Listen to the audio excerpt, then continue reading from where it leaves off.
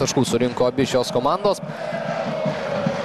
Beje, kalbant apie lietuviškas sąsajas su Jagelonija, yra vadovavęs šiai ekipai 98-aisiais Algimantas Liubinskas.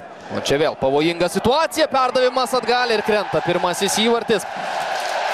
Galiausiai pasižymi Mastogės komandos futbolininkai ir įvartį muša mano jau minėtas Jesusas Imazas. Ispanas siunčia kamuolį į vartus.